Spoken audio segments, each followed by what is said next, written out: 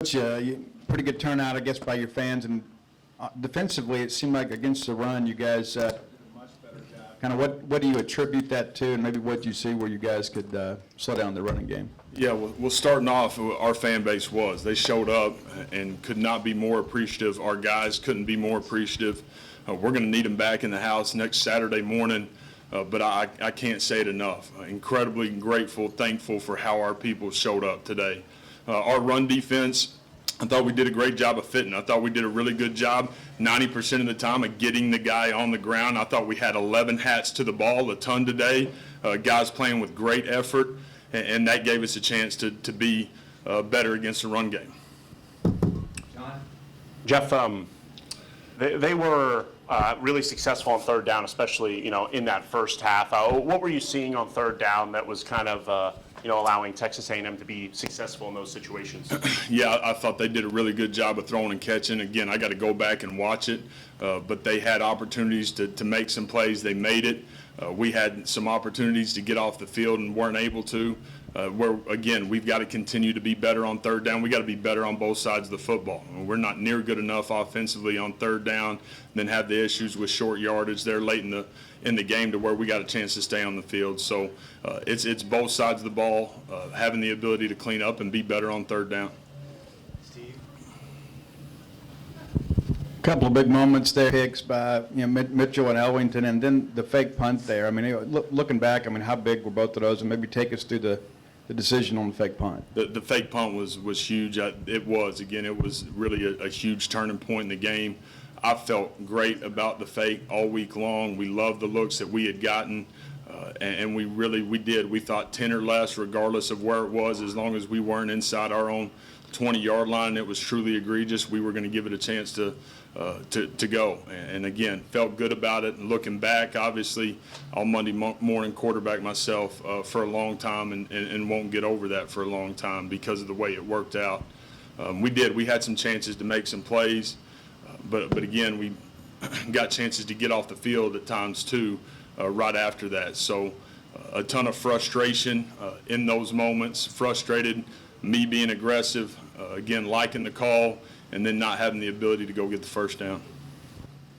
Coach, you're talking about a lot of things that y'all could have done that would change the direction of the game. And just how close do you feel like you guys are to doing what you want to do even this year? That's where the frustration lies. And the fine line inside this league of being on the right side of it and on the wrong side of it. All the different plays in the game, in the first quarter, in the second quarter, and then in the second half that have the ability to change the outcome of the game.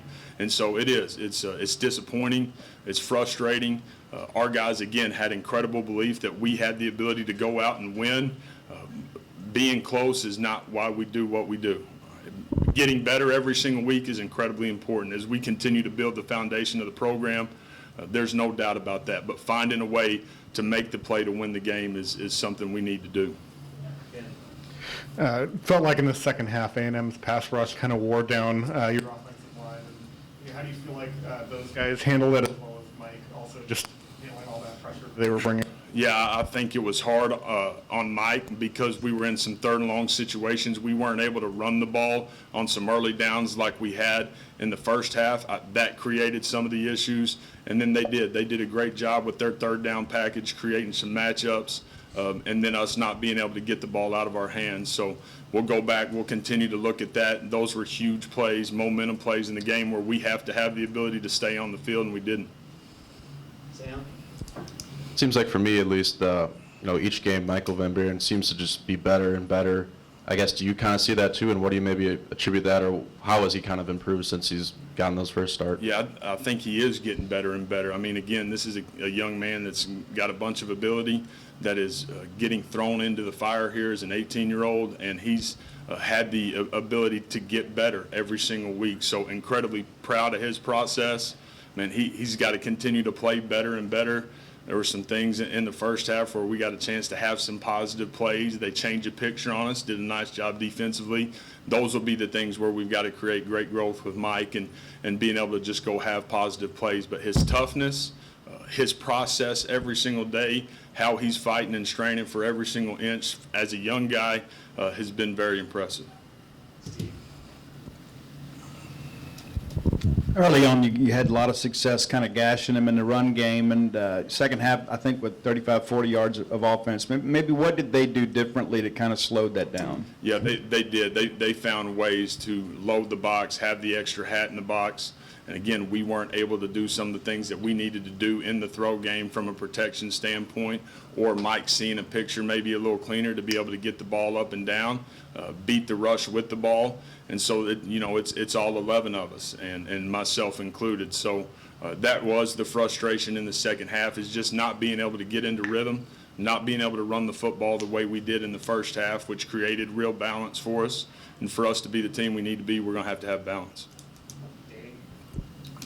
Kind of going off that, Coach, just Devon Booth had a really good first half, had some good spurts early. Just what have you seen from him lately that's kind of allowing him to progress a little bit? Yeah, I think both those guys, Vaughn and Johnny, have just continued to get better. Those two guys will be our 1-2 punch as we continue to move forward. Vaughn, again, thought he had the ability to be a good player for us. He's done that. He'll continue to do that. We've got to find ways to run the ball in the second half to give us a chance to win. Got to see a lot of that 2014 team back today. I know you spent some time with them last night, too. I mean, what was that like bringing those guys in and kind of having them a part of your weekend? Yeah, it was special. And for me, frustrated that we can't get it done while they're back in town, while they're here. The message for recruits as they were in the building today is that there's truly no ceiling here at State. And those guys understand, and man, what a great visual to be able to go point at and understand what they were able to get accomplished while they were here. And so as we continue to build it and build it the right way, that's something that is very, very real for our recruits and our people. And that was, it was awesome to have them back. John in the back. This is the sixth straight game of the defense allowing 30 or more points. Is there anything, differently, whether it's like, conversations with Coleman or something else that y'all, need to change defensively, and kind of where do y'all go from here from the defensive side of things? Yeah, again, we didn't play near good enough defensively. We didn't play near well enough offensively to be able to go win the game. There's some layups that, again, we have to make. We got to make them on both sides of the ball, but we have the ability on defense a couple of times to get off the field. They get no points. We got the ability to make the play, right, and this is part of the game, but we've got to continue to put them in positions of success, find ways to get the most out of them every single day. And again, I was incredibly proud and encouraged of how we defended the run tonight. These guys have been running the ball incredibly well. To me, that's what gave us a chance. So we'll continue to stress that. We'll find ways to get better and better. But again, the toughness, the belief, the effort and the attitude that's going on that side of the ball, I'm proud of. We've got to play better. I got to coach better, all right? But that's something that we'll continue to do. Go to Sam and then we'll close it out with Steve. Do you have any injury updates on Mario Craver and DeMonte Russell? Do not. Yeah, Coach, from our point of view, it does appear your team is getting better, but I know the goal is to win games, not to cover or have a moral victory. But, based on your own assessment, how would you kind of assess their progress these last 3 weeks? Yeah, again, we've gotten better. I don't think there's any doubt about that. I think we're starting to find a little bit of an identity at times. We've got to create more consistency. We've got to be able to go sustain. We've got to make the play that has the ability to change the outcome of the game.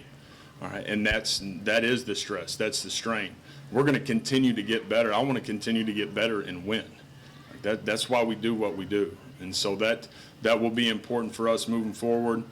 I said it to the team afterwards. The thing that I hate is these old guys that are in the room that this is their last year. The frustration is that they are helping set a foundation for something that I couldn't be more convicted on where we're going. They're not getting to feel good right now. And so that's where my frustration is I hate that these guys are. They're fighting every single day for State, for us, for me, and they're not getting to feel good. Now I want to give them the opportunity to do that, so that hopefully will happen next Saturday. All right, thanks, Coach. Appreciate it, Coach.